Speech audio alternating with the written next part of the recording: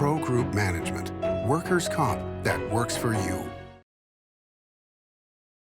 Welcome to Nevada Newsmakers. We've got a hot show for you today. Andy's taking a couple of days off, and we've got a hot replacement, Scott Craigie, who's got the rundown. We start off today with Las Vegas Review-Journal columnist John Smith, who's here to talk about a political corruption scandal in Southern Nevada that's already seen one elected official indicted, with a bunch of others watching their mailboxes and shaking in their boots. We also have school board member John Gwaltney and State Schools Chief Jack McLaughlin here to talk about the ups and downs of the start of the school year. Sam? Thanks, Scott. And coming up on the Pundit panel, Paul Enos, Martha Gould, and Keith Lee. It's all coming up next on the all-new Nevada Newsmakers.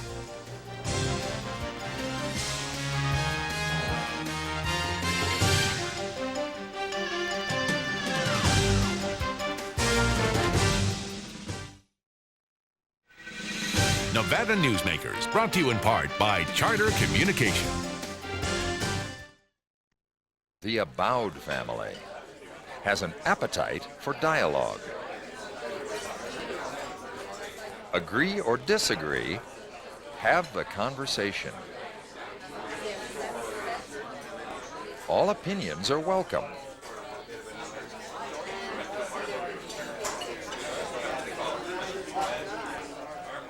Since 1977, Adele's.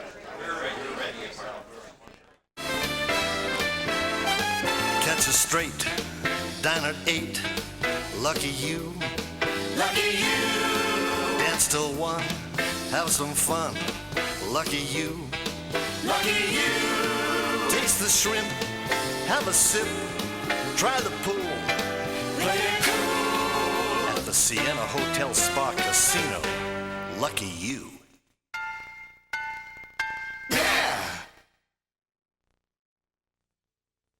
The biggest risk your company can take. Well, Barbara, you did very well on your interview. Hiring employees can help your business get to the next level. And your resume looks outstanding. And it can also expose you to corporate crimes and costly lawsuits that can bring your company to its knees. So, we'd like to offer you a position. Before you hire another employee, hire the professionals at Employer Links. Call today to get our free CD-ROM, the top 8 risk of hiring employees. If you own a business and want to maximize your company's potential, join the Retail Association of Nevada. Our membership benefits include the Nevada Retail Network Self-Insured Group, providing workers' compensation coverage that can lower your rates. That savings can go directly to your bottom line. We are an effective pro-business organization that lobbies on behalf of our business members. The Retail Association of Nevada, protecting Nevada businesses for 35 years. Call 882-1700 to see what we can do for your organization. This is Nevada Newsmakers with Sam Shad, political analyst Andy Engelman on No Holds Barred Political Forum. Now, from the News 4 Broadcast Center, here's Sam Shad. John L. Smith is a columnist with the Las Vegas Review-Journal, probably the best columnist in the state, and he's now becoming a regular on our program. We're happy to have him here. Welcome, John. Thank you very much. It's great to be here. John, Scott Craigie, we're curious to get an update on the political corruption scandal. What's the latest? Well, you know, Scott, it's moving so quickly these days that it's kind of it's like going to the circus, really. We have one ring down in San Diego, in which just last week we saw indictments of 3 city councilmen, of course, Michael Ghilardi of Las Vegas Cheetah's Topless Bar infamy, and former County Commissioner Lance Malone was also included in that indictment down in San Diego. It's expected that indictment is going to have a fairly dramatic impact on developments in the Las Vegas case.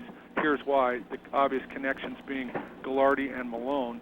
As the pressure mounts on them, they'll have to decide how hard they want to fight in the future, and that also means that the indictment down in San Diego means most people observing this are saying that rather than having the Las Vegas indictment be months away, Thanksgiving time, for instance, that was one estimate from an informed source some weeks ago, that now they're saying that it's basically weeks away, that we might be seeing something before the end of the month, we might be seeing something in early October, and of course an indictment can always be superseded with future indictment. Let me ask you this, John. You were saying last time you were on the program that developers might be caught up in this as well, and it was starting to lead that way. What's the latest on that? Well, it's interesting. That aspect of the case has gotten a little bit quiet, but I do know from some sources around the courthouse are telling me that some developers have acquired some high-flying lawyers here in town, some of the criminal defense bar. We have some of the better criminal defense attorneys in the country based out of Southern Nevada. So they have been shopping around for lawyers. Whether they'll end up needing them or not is, of course, another question. I definitely think Erin Kenny, the news of just a few weeks ago, where Kenny basically had agreed to a plea agreement of some kind, that's an indication that one of the directions that this case will roll is toward the development community. It's kind of a broad brush at this point. I know it's going to get very specific in the next few weeks as more information comes out. John, now that Erin Kenny has decided to cooperate and talk fully and openly, do you think that some of the other public officials or even appointed officials may end up making similar arrangements so that at least they can cut their losses as well? You know, Scott, that is, if logic applied in criminal cases, I think you'd be right on the money. What happens, however, is that some defendants and some targets of investigations, they get that ostrich in the sand syndrome.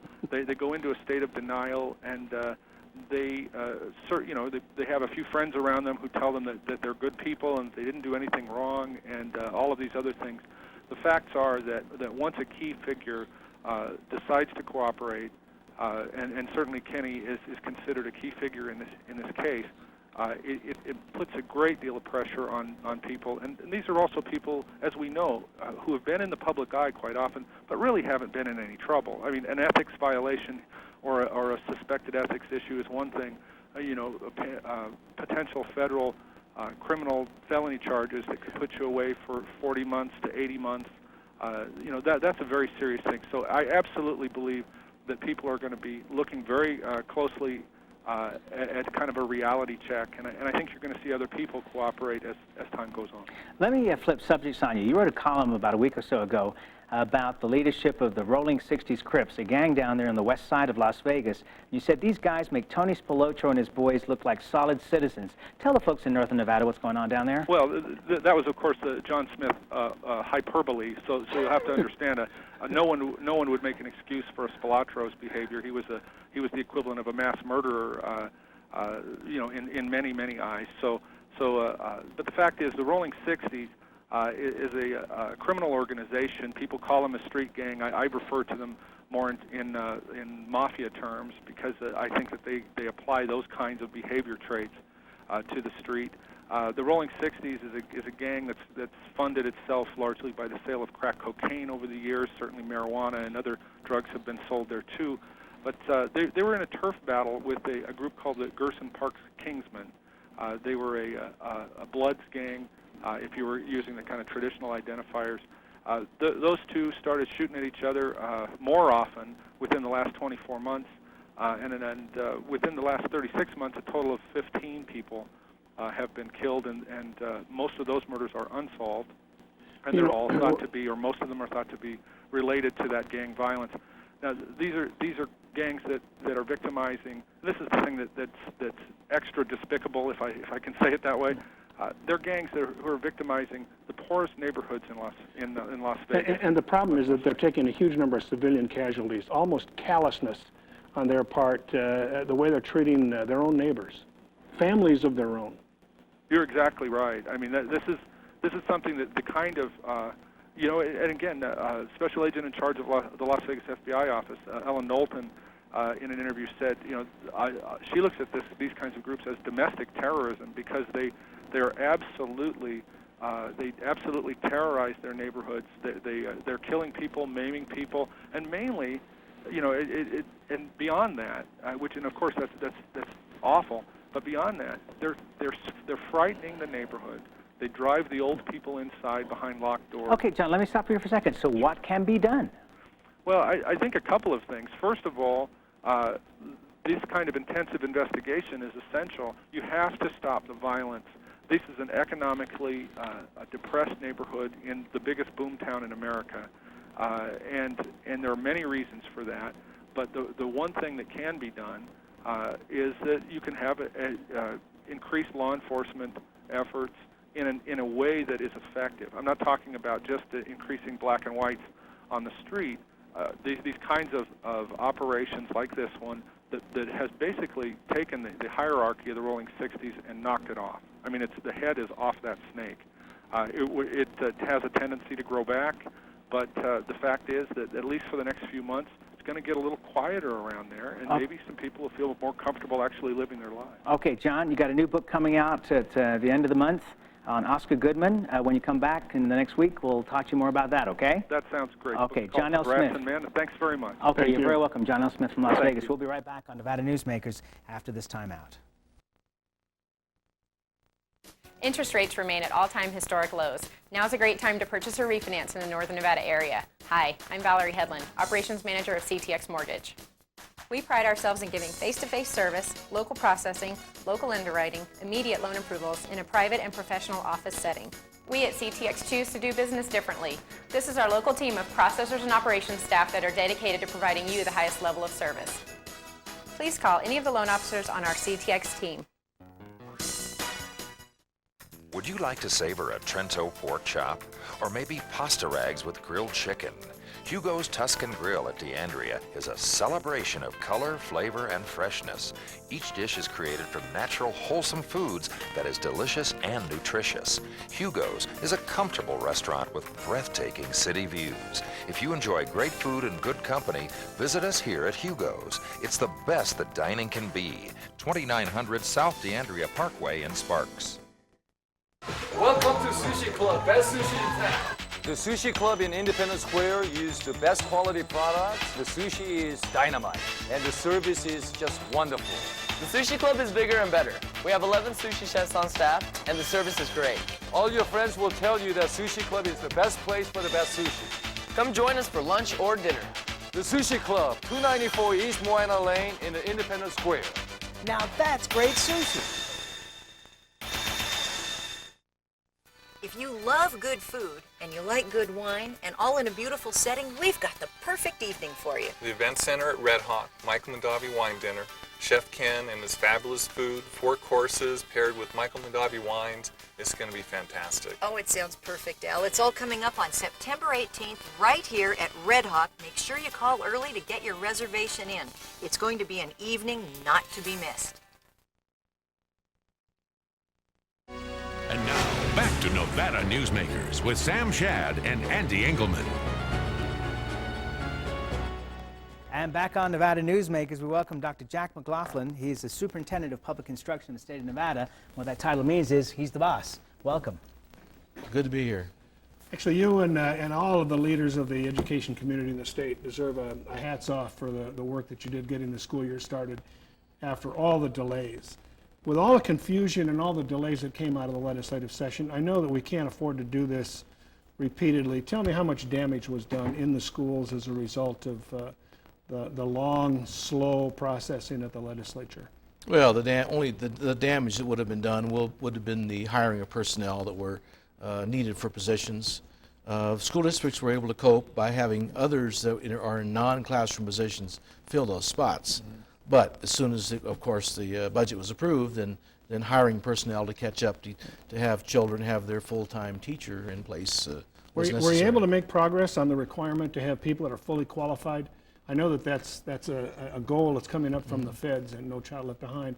Were you able to make progress on that, or were you set back on some of that because you didn't have as full a field to choose from among around the state? Nevada, surprisingly, we are at the bottom in a lot of things, but as far as having fully qualified teachers, we're one of the top states in the nation. Well, what does this say? Because, there was so much discussion during the legislature that the longer this was delayed, the more trouble that the schools were going to be in. It would be very difficult to bring in teachers from other states because we couldn't guarantee them bonuses, et cetera, et cetera. Was that all for naught? Was that not really true in the end? Well, you remember that Clark County, for instance, didn't fill 340 positions. So they're slowly putting those back in place. So districts were able to compensate. It didn't allow us to start the school year at full strength like we'd like to, but we'll get there. It'll take a few months to get there. My point is, it wasn't as devastating as the picture was painted. Is that correct? Oh, I think the picture, if in fact the budget would not have been passed, the picture was very devastating. No one wanted to see what that would look like if the budget hadn't passed. But again, it's the implementation, hiring 2,000 new teachers for Clark County. That takes a long time. So they were able to compensate, but it'll take a few months to have the school district up and running like it should have been on the first day. Bottom line is we have some great people in place already. We have very good people in place. You have a good administrative core to bring in top teachers. So I think the state should be proud of its education system. More and more accountability for teachers is being left to testing, proficiency testing, and of course Harcourt has missed twice now. They misreported some of the results last year and again the year after that, this last year that we were just in. They're 0 for 2. Are they staying or are they going? Well, you know, there are only 3 major testing companies in the United States, and we have a thick book that talks about all the mistakes that all the companies have made. No testing company is perfect, with the millions and millions of calculations and a lot of humans involved. Unfortunately, there are mistakes. I think what you look for is the ability of a department such as ours to catch those mistakes before things become, before they really make a devastating impact on students. This time, there was a mistake, there was an error, it was caught, it did not affect the schools being designated, it did not affect placement of students, graduation. In other words, there was a mistake, but no harm, no foul, so to speak. However, the harm is to the credibility that we all want to have in our testing system and the confidence. One of the big problems that we have, though, is that parents don't like the fact that performance in the classroom isn't what decides, for example, whether a child can graduate from high school or not. We've had huge controversies, and actually over the time that you were here, and it's because we're shifting into accountability by test and accountability for the teachers and for the students by test. They can't graduate without it. If there is a lack of confidence in the tests, the whole system breaks down. Absolutely, and again, I think on this second error that you were talking about, that's where the fault will be, the lack of confidence, and then we have to, go through that procedure to show that in fact. What's the solution? Well, it's quality assurance from the testing company. It's quality assurance continuing from the department to minimize those errors. Sounds like business opportunity for a new company to come in that is perhaps more accurate. That's the problem. The companies that are out there all make mistakes. We were thinking of a new business idea. Maybe there's one for you to open up. Okay, let me ask you, we only got about 30 seconds left here. No Child Left Behind sounds like such a great idea coming from President Bush and the federal government, but what does the reality mean for the state of Nevada, and can we afford it? Then the reality means that a majority of the schools in the state will be sometime in the near future in needs of improvement category, the way the system is laid out, with 9 different subgroups, with all the grade levels in the school, with 1 check mark and 1 box of all of those different subgroups. You don't make it, your whole school is in need of improvement. So, and you have the toughest job in the state trying to put that system in place, and we need you to come back and go through No Child Left Behind all by itself. That's a very important issue. My pleasure, anytime. One quick answer, though. How much is it going to cost the state, do you think, over the next 5 years? Oh, well, how much it's going to cost is limited by the federal government because we don't have state funds put in place to do that. So our costs are actually less under this plan than they were under the former plan. Okay, that's all we've got time for. Jack McLaughlin, thank you very much for being here. We appreciate it. My pleasure. We'll be back on Nevada Newsmakers with the Pundits after this timeout. Before you head to Carson, take care of yourself with a visit to Tamarack Junction. Catch a hot cup of coffee and the morning news on one of our 32 TVs and enjoy the best food in South Reno. Tamarack Junction, your junction for fun. South Virginia and Amati Ranch Parkway. The Aboud family has an appetite for dialogue. Agree or disagree, have the conversation. All opinions are welcome.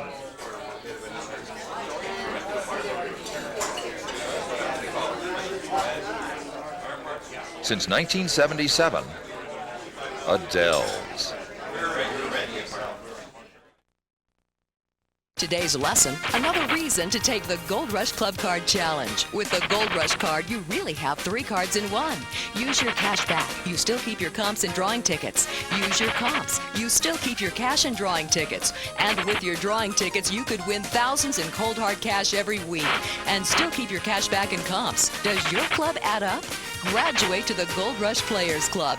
It's the smart thing to do. The Gold Dust West, south on Keystone, east on 4th.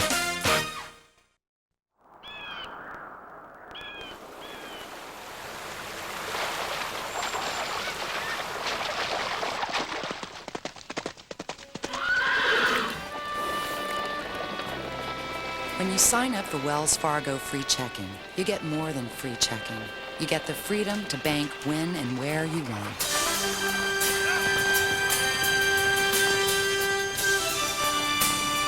Wells Fargo, the next stage.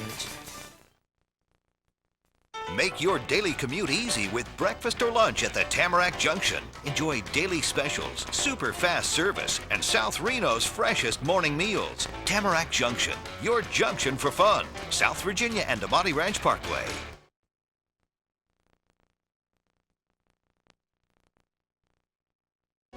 And now, back to Nevada Newsmakers with Sam Shad and Andy Engelman. And back on Nevada Newsmakers, before we get to the pundits, Scott, you want to correct the superintendent here a little bit? Well, actually, the superintendent wanted to make sure it was clear that when he talked about what was happening with No Child Left Behind, they used to get $600,000 a year from the federal government to do those type of responsibilities. Now they have a package that's twice as large, and they get $400,000.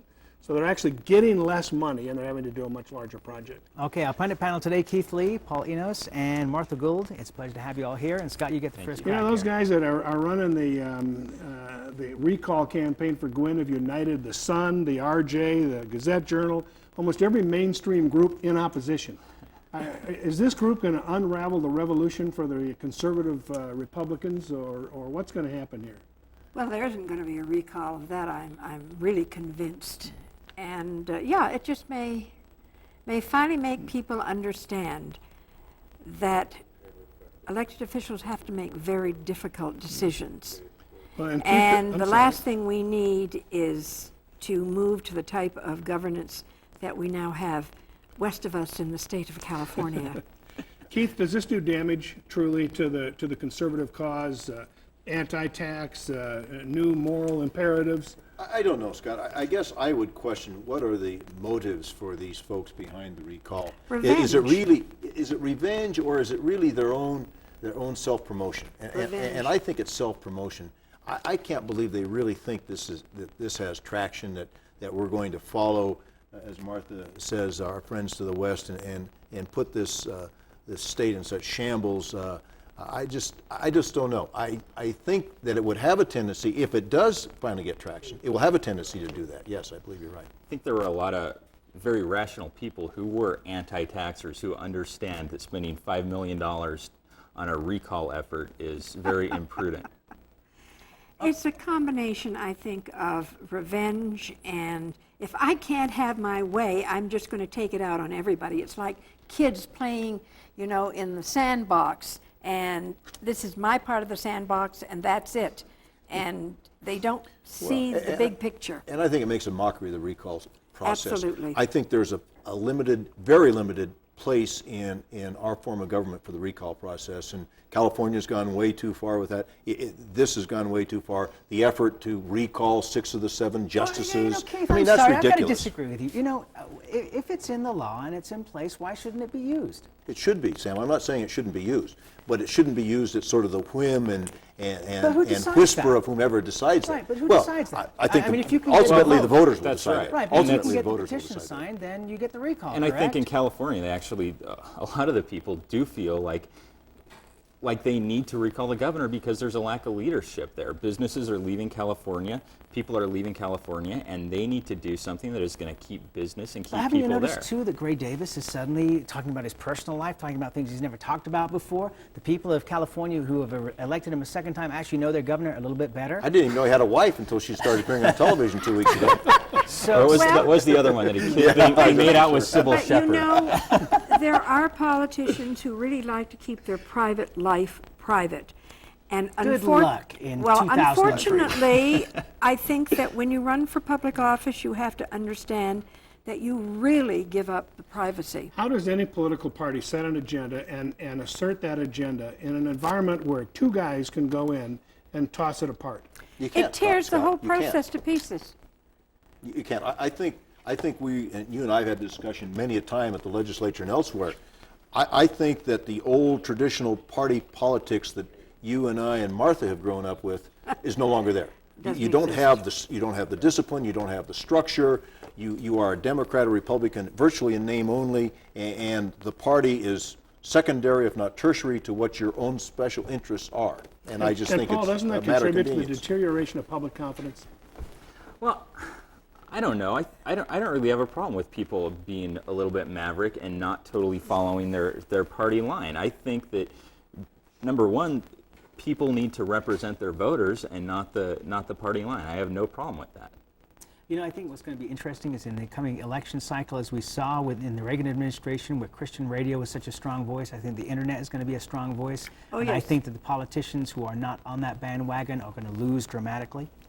I think you're right, Sam. I think you're right. I think there's a whole new process of how the message, whatever that may be, gets out, and clearly people who don't appreciate and understand that are going to suffer greatly. Okay, and Martha, I'm sorry, we're out of time. We'll have you all back. We'll be back on Nevada Newsmakers after this.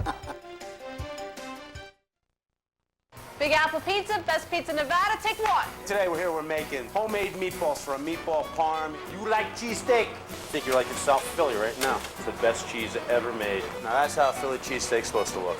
And here's little Cole. This is authentic. We'll throw some pepperoni in here. Not gonna be shy about it. Yeah, I bet you guys didn't know I could do that. Don't skimp on the toppings. Authentic as it gets. Big Apple Pizza and Subs on the corner of Bering and McCarran. A New Jersey guy who knows how to make an East Coast pizza.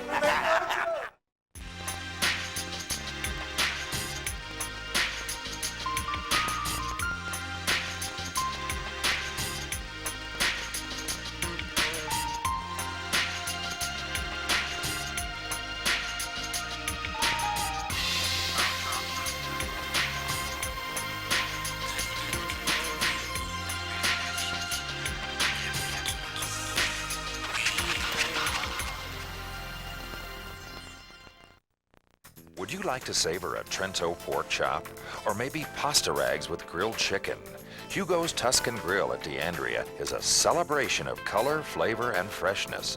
Each dish is created from natural, wholesome foods that is delicious and nutritious. Hugo's is a comfortable restaurant with breathtaking city views. If you enjoy great food and good company, visit us here at Hugo's. It's the best that dining can be. 2900 South DeAndrea Parkway in Sparks. It's America's largest historical district, and it's fun for the entire family. Virginia City is where the West comes alive every day, from train rides to gunslingers. Your gang can explore mines and interesting museums, visit historic saloons, and do some great shopping. Virginia City is the ultimate in family entertainment, and it's very affordable. Come up and stay overnight in our hotels, motels, and RV park. Virginia City, the Wild West at its best. Nevada Newsmakers, brought to you in part by Charter Communication. And Scott, great job today. Thank you very much for being Thank here. you. We appreciate Enjoyed it. Coming up tomorrow, C.J. Hadley and Bud Hicks. We'll see you tomorrow.